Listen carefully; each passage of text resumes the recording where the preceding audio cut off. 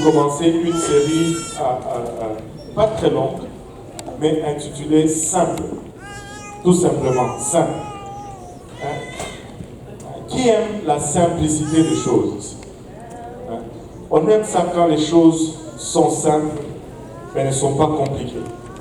Mais certaines personnes vont aimer des choses qui sont compliquées. Même quand les choses sont simples, on va les compliquer volontairement parce qu'on aime les choses qui sont compliquées. Avez-vous déjà rencontré ce genre de personnes? La situation, je nous demande de pointer personne, amen. On veut garder la paix. Ne pointez à personne, regardez tout droit vers le pasteur et dites oui. Ne regardez ni à gauche ni à droite. Alléluia. Et il y a ce genre de personnes qui, de fois, l'affaire va être très simple, mais ils vont trouver le moyen de compliquer l'affaire.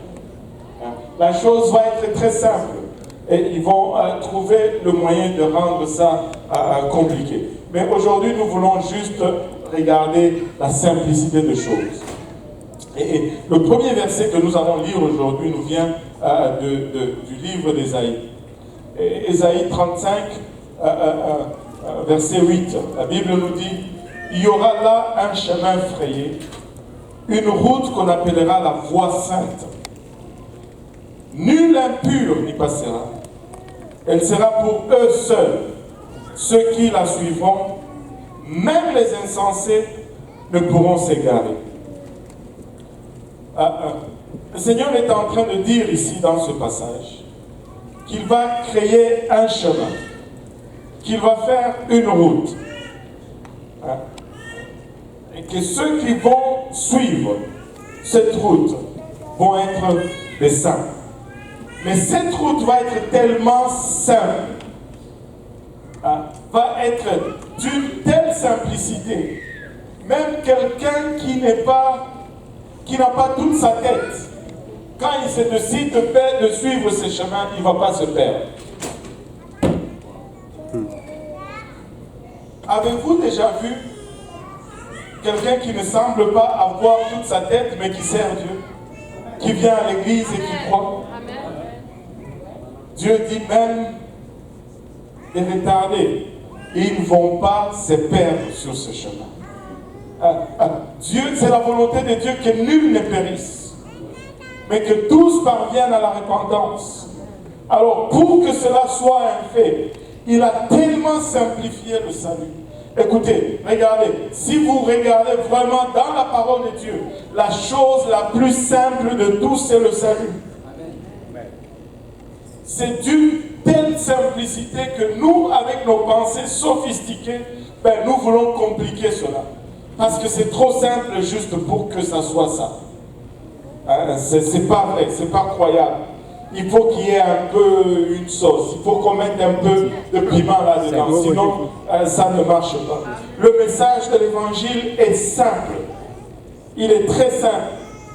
Être sauvé, c'est simple. C'est très simple. Mais pourquoi est-ce qu'il y a toute cette cacophonie? Pourquoi est-ce qu'il y a toute cette confusion? Regardez, on va prendre ces versets. Laissez-moi vous dire ceci. Je ne le fais pas par exprès. Je vous promets, je ne le fais pas par exprès.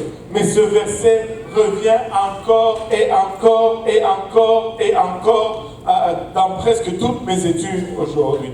Regardez 1 Jean 5, 6 à 8. Et bien sûr, moi j'ai mis la version Osterwald.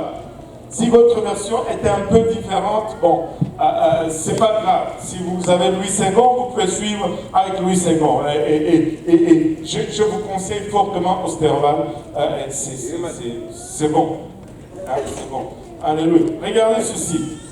C'est ce même Jésus, le Christ, qui est venu avec l'eau et le sang. Non seulement avec l'eau, mais avec l'eau et le sang. Et c'est l'Esprit qui en rend témoignage. Parce que l'Esprit est la vérité. Nous avions vu cela la fois dernière. Car, il dit au verset 7, car il y en a trois qui rendent témoignage dans le ciel. Le Père, la parole et le sang. Le Père, la parole et le Saint-Esprit. Et ces trois-là sont un. regardez le verset 8, il dit, il y en a aussi trois qui rendent témoignage sur la terre. L'esprit, l'eau et le sang. Et ces trois-là se rapportent à une seule chose. Maintenant, le message de l'évangile,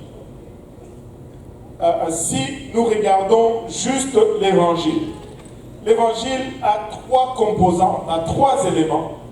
Et ces trois éléments travaillent ensemble. Ces trois éléments sont en accord. Ces trois éléments sont essentiels.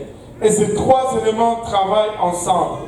Et le mot évangile nous vient, au fait, comme nous le disons en français aujourd'hui, le mot évangile découle vraiment du mot anglo-saxon Gospel. Gospel. C'est comme ça que ça se disait à l'ancien temps. Et ça signifie tout simplement le message de Dieu ou une bonne histoire, ou une belle histoire. Mais nous utilisons maintenant ce terme, bonne nouvelle, que nous avons tiré à la place du mot grec evangelion. Et nous pensons généralement qu'il ne signifie que la bonne nouvelle. Quand on dit que signifie l'évangile, evangelion, ça signifie, on va toujours dire bonne nouvelle. On va toujours dire bonne nouvelle.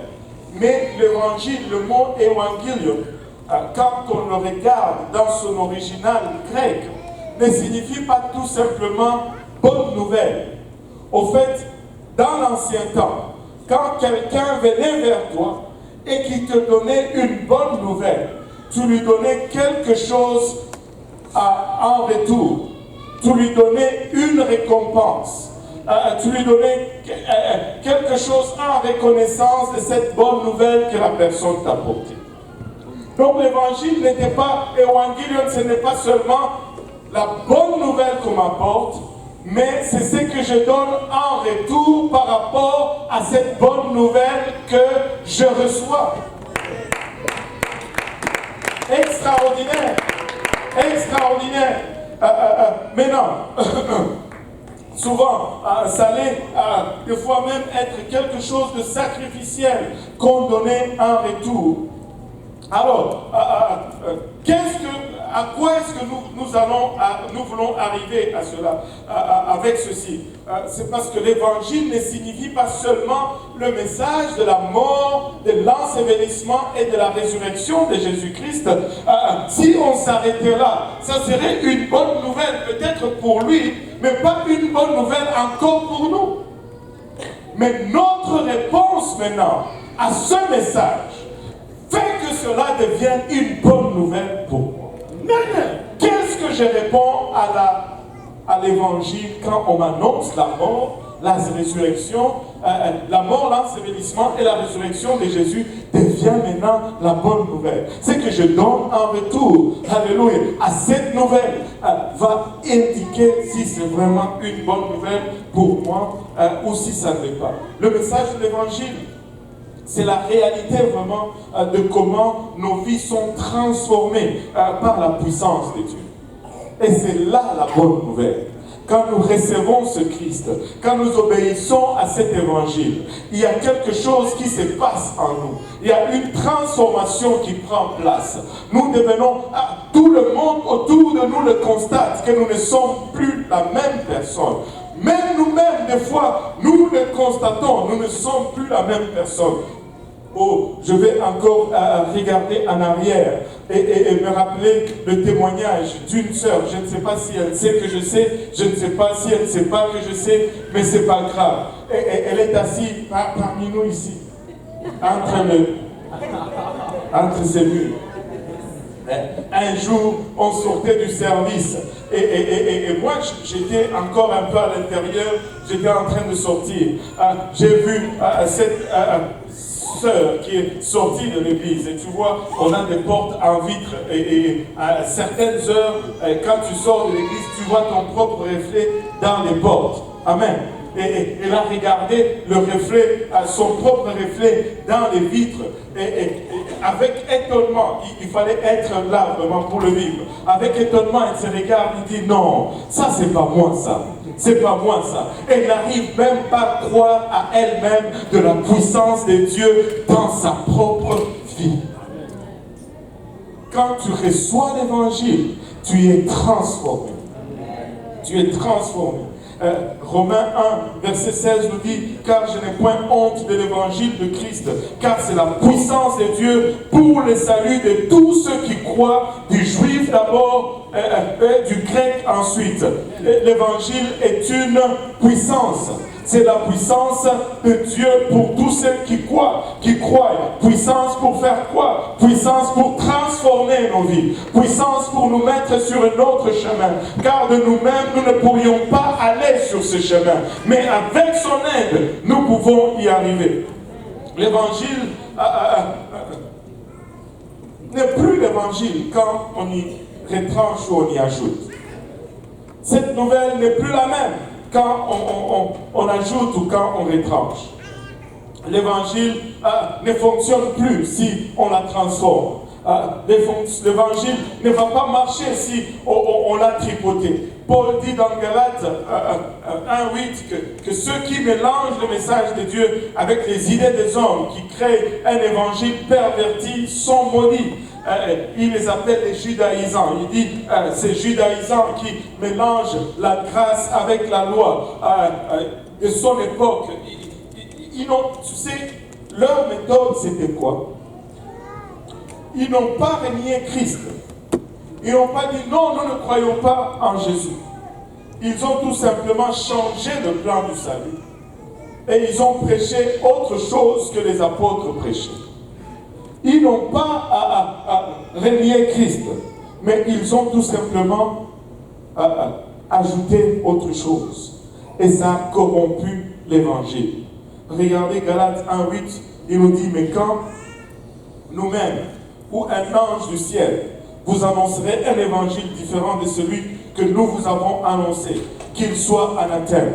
On pourrait accorder beaucoup d'orgueil à Paul en disant ceci. Mais laissez-moi vous dire, il savait en quoi il avait cru. Il savait en qui il avait mis sa confiance. Si je venais demain et que je vous annonçais un autre évangile que celui-ci, que je sois anathème, tu ne peux pas être tout le temps correct.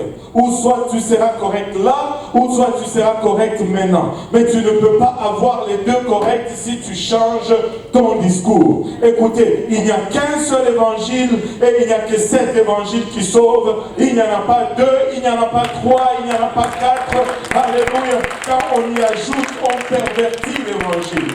Quand on y retranche, on pervertit également l'évangile. Jésus-Christ lui-même serait très irrité de la plupart des messages de l'évangile qui sont prêchés aujourd'hui. Et principalement pense que les 3 points majeurs ou les 3 constituants de l'évangile manquent dans ce qui nous est prêché dans la plupart des places. Il y a 3 constituants dans l'évangile et je dois avoir les 3 ingrédients. Si je n'ai pas les 3 ingrédients, la sauce n'est pas bonne. Tu ne peux pas avoir du ricolé sans haricots. Juste en passant. Alléluia. Il y a maintenant autant de variations sur le plan du salut qu'il y a des dénominations. Chaque dénomination a sa façon d'être sauvée.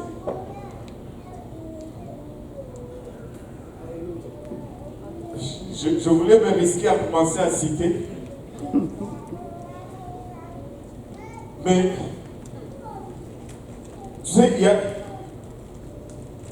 à chaque place que tu vas aller, on va te dire que non, ça prend ça pour être sauvé. Mais il y a des places où tu vas aller, même quand tu arrives déjà, on te dit que tu es déjà sauvé. Alors je me demande, pourquoi vous voulez que je vienne ici?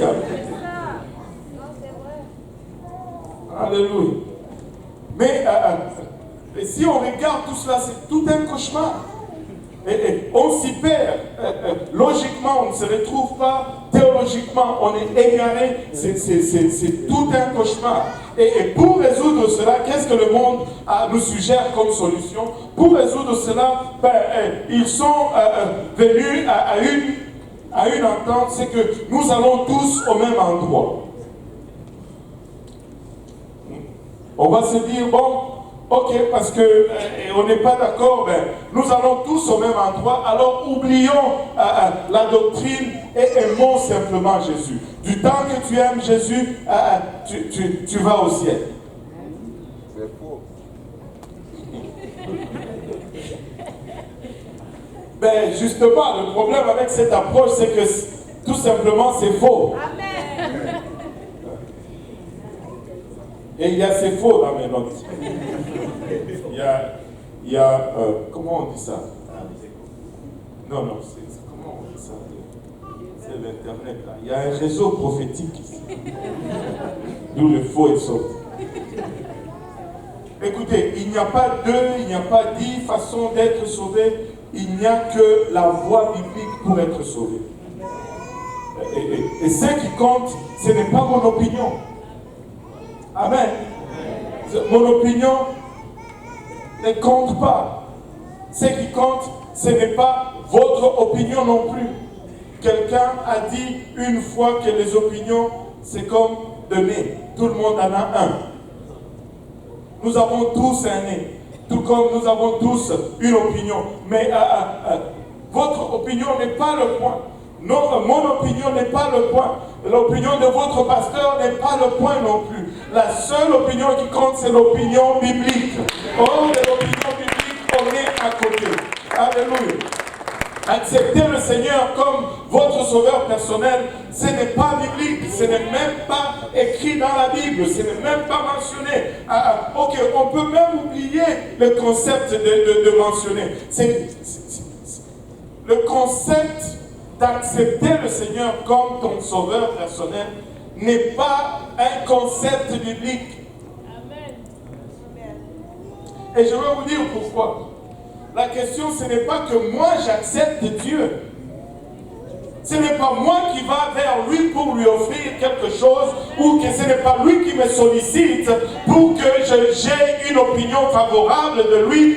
Nulle part dans la Bible il est question qu'on accepte Dieu, il est question que Dieu nous accepte. Nous cherchons que Dieu nous accepte. Et j'accepte Dieu, qui suis-je pour offrir à Dieu? Même si je ne l'accepte pas, ça ne change pas. Il est éternel, il est tout-puissant, il est omniscient et il n'a pas besoin de moi, c'est moi qui ai besoin de lui. Avant que je commence à voir si je vais l'accepter ou pas, je dois descendre un peu de ma chaise d'orgueil et demander s'il m'accepte ou pas. Écoutez, la vie est l'essentiel de l'homme. C'est toujours vivre et d'essayer que de trouver que Dieu m'accepte. Que je sois dans la faveur de Dieu. Dieu ne cherche pas à être dans ma faveur. Quand est-ce que moi je vais... Oh Seigneur, aide-nous. Aide-nous. Je veux que Dieu m'accepte. Je cherche que Dieu m'accepte.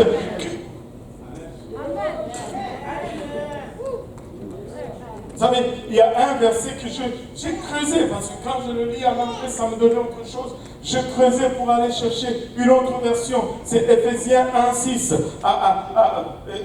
Éphésiens 1,6 nous dit à la louange, la gloire de sa grâce, qui nous a gratuitement accordé en son bien-aimé. Mais ça nous dit légèrement autre chose.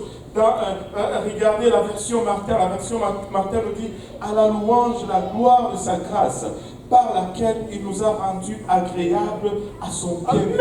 Regardez, il nous rend acceptables à son bien. Amen. C'est nous qui devons devenir acceptables. Ce n'est pas Dieu qui doit être acceptable.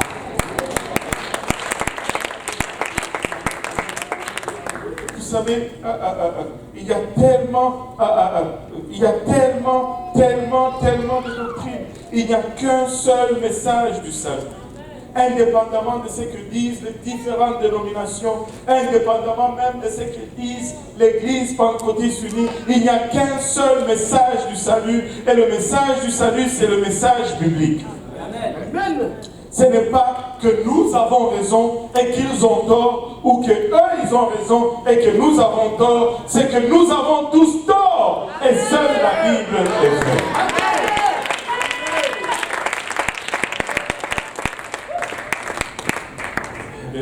Il y en a trois qui rendent témoignage, l'esprit, l'eau et le sang. Et ces trois-là sont en accord ou ne font que un. Et ça, c'est vraiment le regard du ciel. De notre point de vue, ça va être différent. Il y a seulement trois qui rendent témoignage. Le sang, l'eau, et je pense qu'on est un peu en avance sur les slides, mais c'est pas grave. Le sang, l'eau et l'esprit. Et les trois là sont un. Maintenant, quand on le regarde du ciel, il nous donne bien l'ordre. On va retourner un peu dans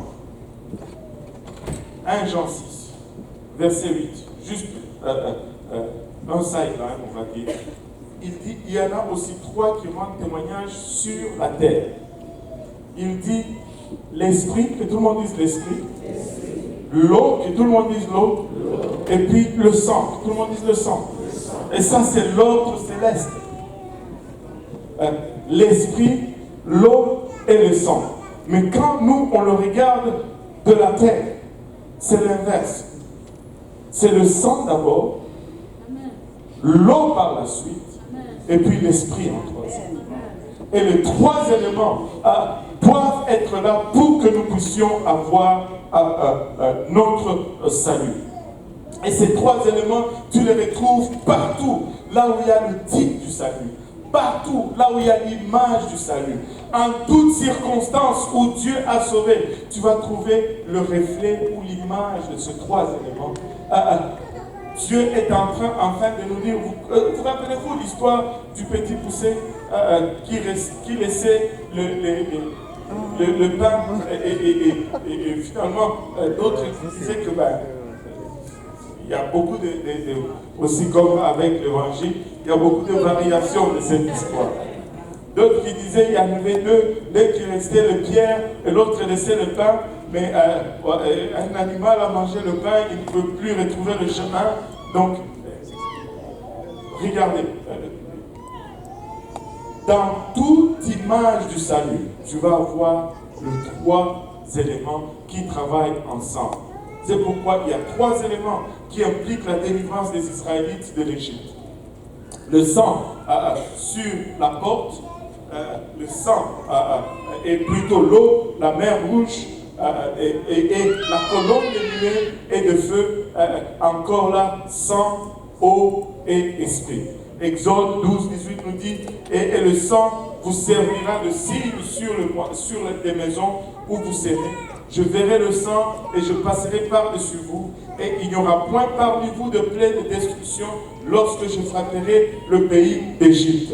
Et regardez, ils ont commencé par le sang, et après, ils ont traversé l'eau, et la colonne et les conduisait par la suite.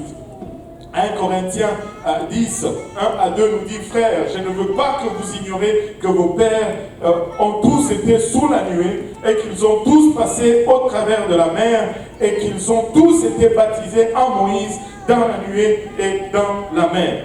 Et, alléluia, les trois éléments qui fonctionnent ensemble dans la délivrance d'Israël. Et si nous regardons une fois Israël sorti de l'Égypte, ils traversent la mer Rouge, ils arrivent au mont Sinaï, Dieu leur donne le plan pour le tabernacle. Et dans le tabernacle, Dieu au fait reflète le plan du salut à venir. Et dans ce tabernacle, nous allons voir encore trois fournitures qui impliquent l'expiation de péché. Il y a 6 fournitures dans le tabernacle. Mais il n'y a que 3 qui sont impliquées dans l'expiation des péchés. Les autres 3, on s'en sert pour le culte ou le rituel. Mais pour l'expiation des péchés, ce sont les 3 fournitures qui sont impliquées. C'est-à-dire l'autel de sacrifice, et l'autel, la cuve des reins et l'arche de l'alliance. Encore une fois, l'autel de sacrifice, un lieu où est versé le sang, la cuve des reins, la place de lavage où on trouve de l'eau, et l'arche de l'alliance, la place où demeure l'Esprit de Dieu, et les 3 sont en accord. Et c'est pourquoi Paul, quand il nous dit que l'évangile avait 3 éléments, quand il nous parle de l'évangile, il nous donne les 3 éléments de l'évangile. 1 Corinthiens 15. J'aime beaucoup ce passage, 1 Corinthiens 15, parce que c'est vraiment une place où l'évangile nous est donné et nous est décrit vraiment avec exactitude, avec précision. Regardons 1 Corinthiens 4, plutôt 1 Corinthiens 15, 1 à 4. La Bible nous dit, je vous rappelle frères, alléluia, et sœurs, alléluia, je vous rappelle frères et sœurs, amen, l'évangile que je vous ai annoncé et que vous avez reçu et dans lequel vous persévérez et pour lequel vous êtes sauvés et par lequel plutôt vous êtes sauvés si vous le gardez tel que je vous l'ai annoncé. Déjà dans le départ ici, Paul nous donne plusieurs éléments. Il nous dit, je vous annonce l'évangile. Je vous rappelle l'évangile que je vous ai annoncé. Il dit, je vous ai annoncé l'évangile, mais là c'est comme si vous avez oublié un peu. Je vais vous rafraîchir cela. Je vous annonce l'évangile, et je vous rappelle l'évangile que je vous ai annoncé, et que vous avez reçu. Vous savez, il y a une différence entre recevoir et connaître. Quand on reçoit, dans la Bible, ça parle toujours du cœur. Et quand on reçoit, ça parle du cœur. Beaucoup de gens vont acquérir la connaissance, vont discerner la connaissance, mais ils ne vont pas recevoir la connaissance. Si vous étudiez le livre de Proverbes, vous allez voir la différence. Dans le tout premier chapitre, au fait, Salomon adresse les 2 choses. Il dit acquérir la connaissance et recevoir la connaissance, c'est 2 choses. Parce que tu peux acquérir la connaissance et être très intelligent. Mais il faut que tu reçois la connaissance pour être sage. Parce que tu peux acquérir la connaissance, la voir juste mentalement, mais sans la recevoir. C'est quand tu reçois que tu commences à mettre en pratique ce que tu as reçu. Tu peux être très intelligent, mais stupide. Et il y a des gens, on va faire cette étude, il y a des gens qui reçoivent, qui sont très intelligents, par exemple, avec l'argent. Et ils vont savoir comment gagner l'argent. Ils vont gagner beaucoup d'argent, mais ils ne prennent jamais de bonnes décisions avec leur argent. Ils sont intelligents, mais ils ne sont pas sages. Il y a une différence entre l'intelligence et la sagesse. Et si tu regardes la parole de Dieu définit la sagesse tout simplement comme étant faire la volonté de Dieu. Quand Dieu te dit quelque chose, tu le fais, c'est ça être sage. C'est pas compliqué, c'est simple. Tout est simple. Nous n'aimons pas être sages. Tu sais, c'est pourquoi tu vas voir, quelqu'un peut avoir beaucoup de connaissances théologiques, mais sa vie ne reflète pas Christ. Parce qu'il a acquis la connaissance, mais il n'a pas reçu la connaissance. Je veux recevoir la connaissance. Je veux que ça soit une question de cœur. Et c'est un danger que de recevoir la connaissance, plutôt que d'acquérir la connaissance sans la recevoir. C'est quand tu acquiers la connaissance et que tu ne la reçois pas, c'est dangereux. Parce que le monde est très intelligent. Et ils vont venir te raisonner hors de ce que tu as acquis comme connaissance. Et des fois aussi, tout simplement, des fois, la parole de Dieu semble ne pas être intelligente du tout. Que si tu t'arrêtes simplement à la quérir et qu'elle ne descend pas dans ton cœur, un jour tu vas regarder, tu dis ça ne fait pas de sens. C'est pourquoi tu vas voir des gens qui vont venir à l'église pendant longtemps, mais parce qu'ils acquièrent la connaissance, mais ils ne la mènent pas dans le cœur. Il faut aimer la parole. Il faut aimer cette parole. Et regardez, maintenant, il dit, dans lequel vous avez persévéré, non seulement il faut recevoir, non seulement il faut recevoir, mais il faut aussi persévérer. Parce que quand tu choisis de suivre Dieu, ce n'est pas facile. Et par lesquels vous êtes sauvés. En d'autres termes, il dit, vous êtes sauvés par ce message de l'évangile. Si vous le gardez tel que je vous l'ai annoncé, en d'autres termes, n'altérez pas l'évangile, n'y ajoutez pas, n'y retranchez pas. Il dit, autrement, vous aurez cru en vain. Oh, que j'aime ce passage. Autrement, vous aurez cru en vain. Vous allez dans le monde, on vous dit, croyez seulement et vous serez sauvés. Croyez seulement et vous serez sauvés. Mais Paul dit, tu peux croire en vain. Amen. Tu peux croire en vain. Alléluia. Il dit, or, je vous ai enseigné avant toute chose ce que j'avais reçu, c'est que Christ est mort pour nos péchés selon les Écritures. Et la première partie, c'est que Christ est mort pour nos péchés selon les Écritures. Ça, c'est le premier élément de l'Évangile.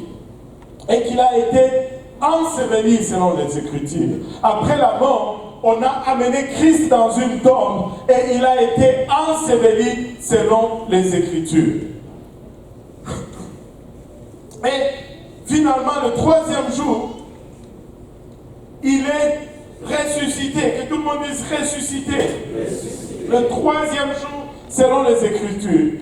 Christ est mort, Christ a été enseveli, mais le troisième jour, il est ressuscité. Je dois garder cette vérité sans y ajouter, sans y retrancher. C'est la seule vérité qui me sauve. Hors de ceci, il n'y a de salut à rien d'autre. C'est pourquoi nous pouvons nous tenir ici avec assurance et dire que si tu ne marches pas par ceci, tu ne peux pas parvenir au salut. Le salut n'est pas dans le bouddhisme, le salut n'est pas dans l'islam, le salut n'est pas dans n'importe quelle autre religion, le salut n'est pas même dans un christianisme qui renie ceci, le salut n'est pas dedans. Le salut n'est pas dedans. Ce sont les trois éléments du salut. Et si tu n'as pas ces trois éléments, tu es à côté. Amen. Tu es à côté. Maintenant, regardez, la repentance, laissez-moi vous dire ceci. On va regarder, si on efface tout ceci, comment tout ceci maintenant devient une réalité dans ma vie. Comment tout ceci maintenant devient une réalité dans ma vie. Le tout premier appel à l'autel, l'appel à l'autel original, l'appel à l'autel de Pierre, qui certains déclarent être le premier pape, avec les trois ingrédients du salut. Avec les trois éléments du salut. Pierre leur dit, acte 2:38, repentez-vous, alléluia, premier élément, et que chacun de vous soit baptisé au nom de Jésus-Christ. Deuxième élément, pour le pardon de vos péchés, et vous recevrez les dons du Saint-Esprit. Troisième élément, la repentance, au fait, c'est le premier élément de cette... de cet appel à l'autel. Le baptême d'eau, c'est le deuxième élément, et le baptême du Saint-Esprit, c'est le troisième élément. Coïncidence? Non, pas du tout, ce n'est pas une coïncidence. Parce que, alléluia, la repentance est vraiment l'équivalent de notre identification ou l'équivalent de la mort de Jésus-Christ à la croix. Et le baptême d'eau est l'équivalent de son ensevelissement. Tu peux avancer et le baptême du Saint-Esprit, c'est l'équivalent, je vais dire, de sa résurrection. Et les trois doivent être présents dans notre marche vers le salut. Il est mort pour moi, je me répands pour lui. Il a été enseveli pour moi, je me fais baptiser pour lui. Il est ressuscité pour moi, je reçois le don du Saint-Esprit.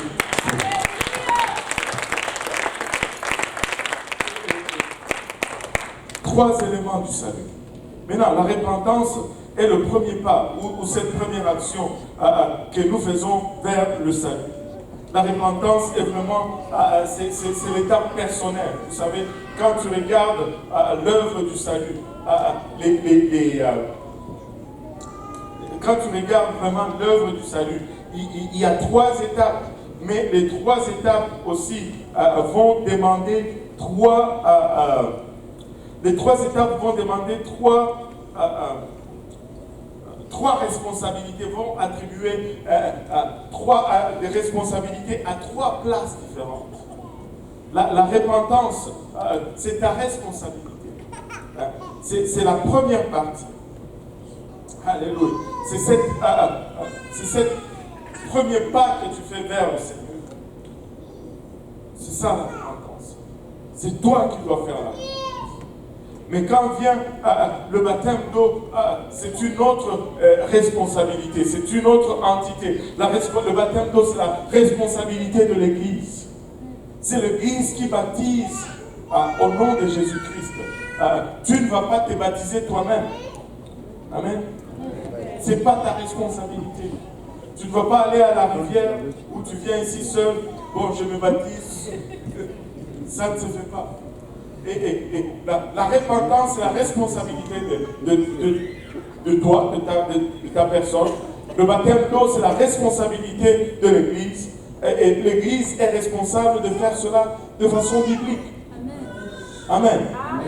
Et c'est pourquoi des fois nous demandons aussi comment l'Église t'a baptisé, parce que nous voulons que ça soit fait comme la Bible. Et le baptême du Saint-Esprit, c'est la responsabilité de Dieu. C'est Dieu qui donne le Saint-Esprit. Moi, je ne donne pas le Saint-Esprit. Même si j'ai prié plusieurs personnes dans le Saint-Esprit, mais ce n'est pas moi qui le donne. Donc si je prie avec toi et que tu ne reçois pas, ne me regarde pas maintenant avec les yeux pour me dire, mais comment? Non, c'est Dieu qui donne. C'est Dieu qui donne le Saint-Esprit. Alors, et il peut le donner ici, il peut le donner à la maison, il peut le donner dans l'autobus, il peut le donner dans une voiture, il peut le donner dans une école, il le donne partout parce qu'il est partout. Il peut le donner où il veut. Et en ces lieux, tu peux venir, on peut prier et tu peux recevoir ce don du Saint-Esprit. Alléluia. Maintenant, regardez ceci. La repentance, c'est mon tout premier pas.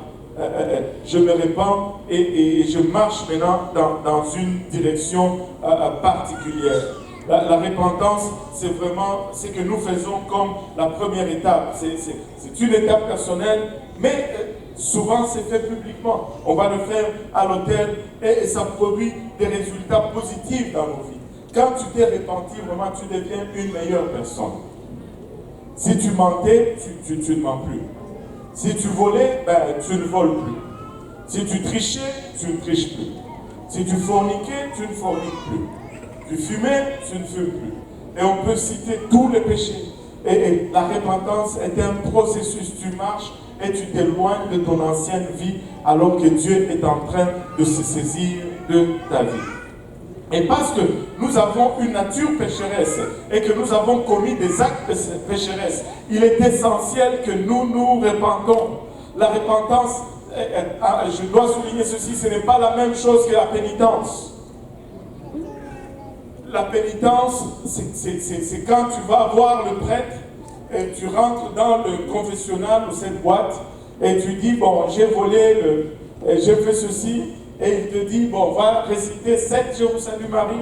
Et oui, notre Père, et tes péchés sont absous. Ça, c'est la pénitence. Ce n'est pas la repentance. La repentance, oui, ça implique une reconnaissance de mon état de pécheur, mais ça demande et impose également un demi-tour. Je dois changer de direction. Amen. Je dois me détourner. Alléluia. La repentance n'est pas une pénitence. Alléluia. Maintenant, regardez ce verset, Ésaïe 64, 6, verset 6 nous dit, tous nous sommes devenus comme un homme souillé, et toutes nos justices comme un vêtement impur. Nous nous sommes tous flétris comme le feuillage, et nos iniquités nous emportent comme le vent. Écoutez, il n'y a personne qui est exempt de repentance. Parce que nous avons tous péché. Aujourd'hui, c'est dangereux dans le monde. Si tu dis à quelqu'un, tu as péché, la personne se fâche contre toi. Tu veux dire que tu n'as jamais menti? Si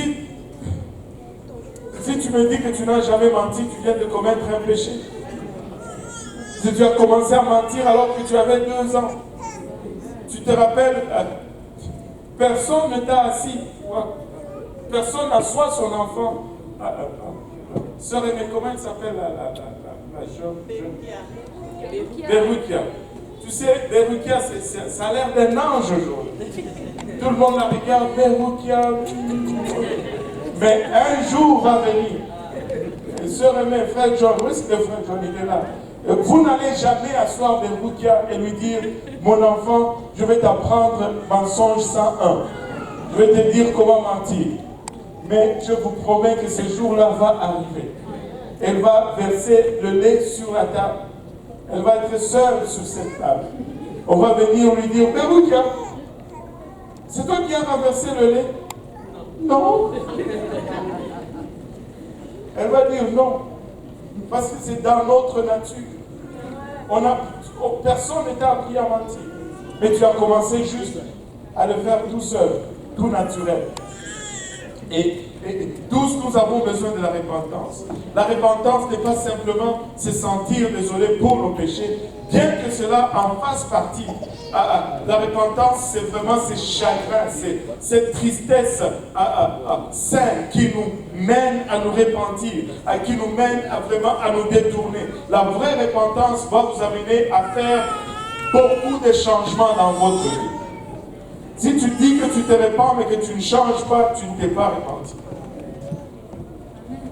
Et quelqu'un va me dire, mais pasteur, si je me suis repenti, et puis je vole, je dis, tu ne t'es pas repenti. Répands-toi. Alléluia. Répands-toi. Alléluia. Regardez 2 Corinthiens 7, 10, car la tristesse qui est selon Dieu produit une repentance à salut et dont on ne se répand jamais, au lieu que la tristesse du monde produit la mort. Car voici cette même tristesse selon Dieu, quel empressement n'a-t-elle pas produit en vous? Quelle excuse, quelle indignation, quelle crainte, quel désir, quel zèle, quelle punition. Vous avez montré à tous égards que vous êtes pur dans cette affaire. Regardez, quand tu te répands, ta conduite change. La repentance est un demi-tour ou une volte-face, un volte-face, un changement d'attitude intérieure conduisant à un changement d'action extérieure. Vous savez, les gens disent, oh, tout va rester à l'intérieur, Dieu regarde seulement l'intérieur. Pas dans ma Bible. La Bible me dit que Dieu demande d'offrir vos corps comme un sacrifice vivant. Dieu ne demande pas seulement le cœur, il demande le corps. Si tu veux juste donner le cœur à Dieu, qu'est-ce qu'il va faire avec le cœur? Toi, tu gardes tout le corps et tu lui donnes juste le cœur. Tu as gardé le plus gros morceau en passant. Alléluia. La repentance est vraiment un demi-tour. Et ça va produire que nos actions changent. À moins que ces deux cas ne se produisent, il n'y a pas eu de véritable repentance. Matthieu 3, 8 nous dit, produisez donc des fruits convenables à la repentance. Ou, lui, c'est qu'on va nous dire des fruits dignes de repentance. Alléluia. La repentance est essentielle pour le salut. Tu ne peux pas être sauvé sans la repentance. Dieu veut nous sauver. Mais il nous demande de répondre à son amour en nous détournant du péché. Luc 13, verset 3 nous dit, non, vous dis-je, mais si vous ne vous repentez, vous périrez tous de même, ou vous périrez également. Si vous ne vous repentez, s'il n'y a pas de repentance, c'est la perdition qui nous attend. Nous devons nous repentir. Et quand je me repens, j'applique la mort de Christ à ma vie. Et je rends cette mort effective en moi. Regardez ces derniers versets. Si on peut se lever. Regardez ces derniers versets. Romains 6, verset 6 nous dit, sachant que notre vieil homme a été crucifié avec lui, afin que le corps du péché soit détruit, et que nous ne soyons plus asservis au péché, car celui qui est mort est affranchi du péché. Quand on applique la mort de Jésus-Christ dans nos vies, ça nous délivre du péché. Maintenant, comment est-ce que cela nous délivre du péché? Quand j'applique la repentance, quand je fais une repentance sincère et que mon cœur est profondément touché, je fais un demi-tour, je vous l'ai dit. Je fais un demi-tour. Je volais, je ne vole plus. Je trichais, je ne triche plus. Et de ce fait, cette repentance a fait que le pouvoir du péché n'a plus de puissance sur moi. Je dois me repentir. Et tu dois me repentir. Écoutez, la vision du ciel, c'est l'esprit, l'eau et le sang. Mais la vision de la terre, c'est le sang, l'eau et l'esprit.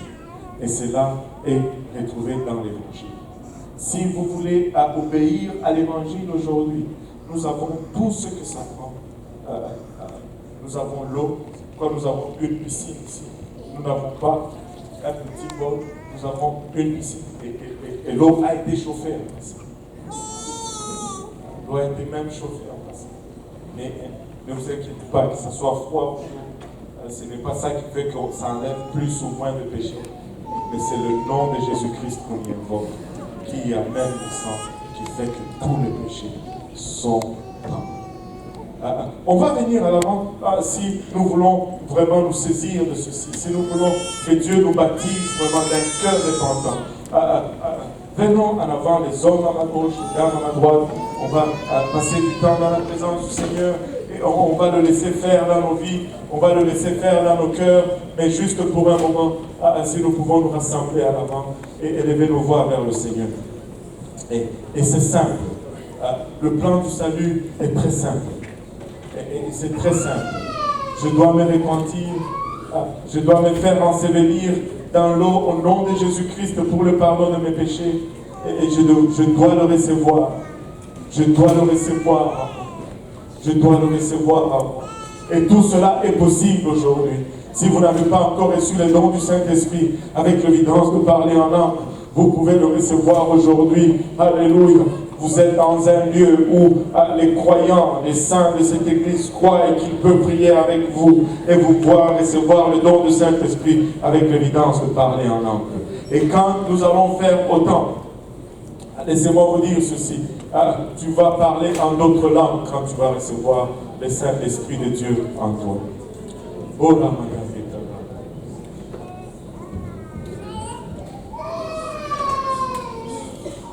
je désire un cœur repentant, un esprit repentant.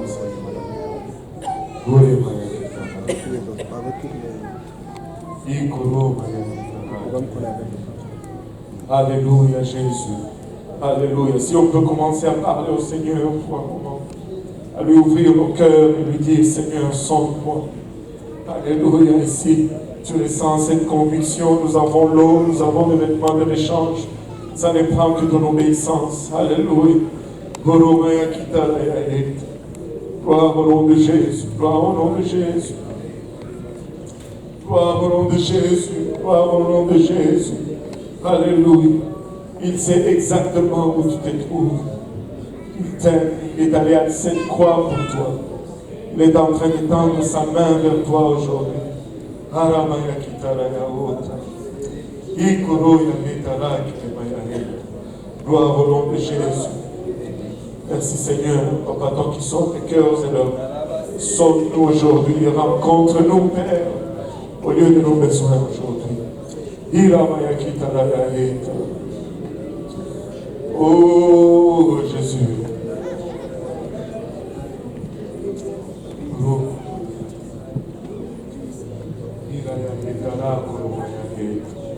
Alléluia Jésus, alléluia Seigneur. Alléluia Jésus, alléluia Papa. Sa présence est dans ces lieux.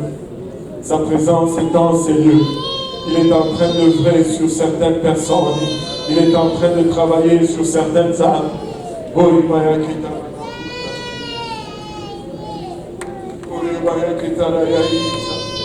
Alléluia Jésus. Ça ne prend que ton obéissance.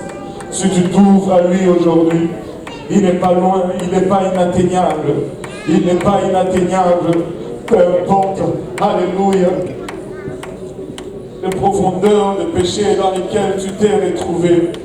Jésus est là, à la portée, alléluia. Juste aux simples mentions de son nom. Juste aux simples mentions de son nom. Tu peux juste commencer à l'appeler Jésus. Jésus et sentir sa présence. Alléluia Seigneur, alléluia Jésus. Alléluia Jésus. Il y a déjà une âme qui vient revêtir le nom de Jésus dans les eaux du baptême. Il y a déjà quelqu'un qui vient obéir à l'évangile. Et si vous êtes là et que vous sentez cette conviction, ne remettez pas à demain ce que vous pouvez faire aujourd'hui. Alléluia. Gloire au nom de Jésus. Gloire au nom de Jésus. Gloire au nom de Jésus.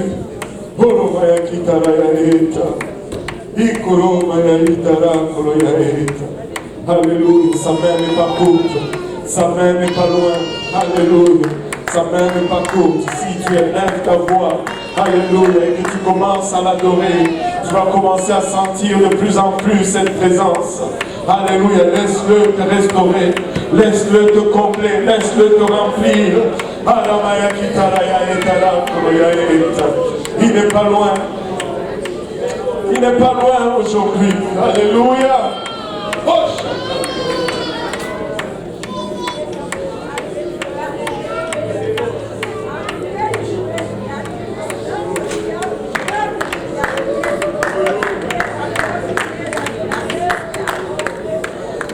alléluia, laisse-toi aller dans sa présence.